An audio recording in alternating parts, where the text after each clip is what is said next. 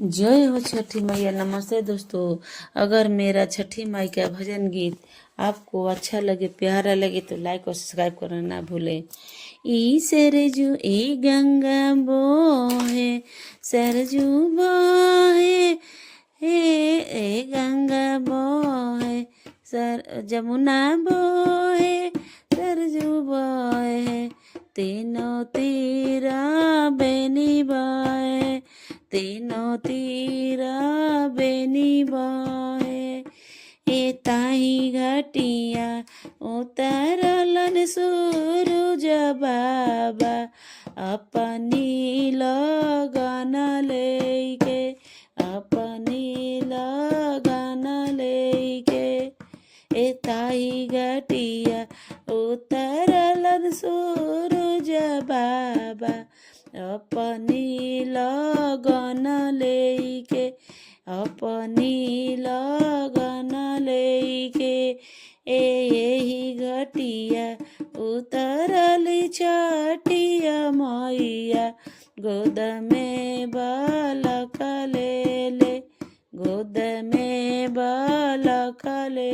यही घटिया उतरली छठिया मैया, गोद में बालक ले ले, गोद में बालक ले ले।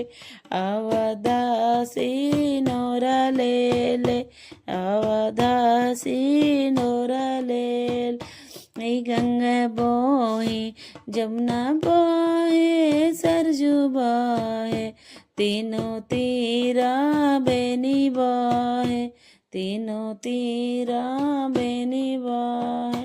ए ताही घटिया उतरलन स्वामी मोरा, माथे पर दौरवा ले ले।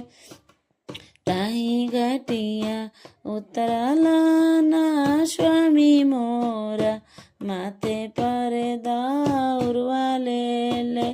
सुपवाया रग ले ले। ए ताही घटिया उतरलन बेटा मोरा, माथे पर दौरवा ले ले। सुपवा रग ले ले।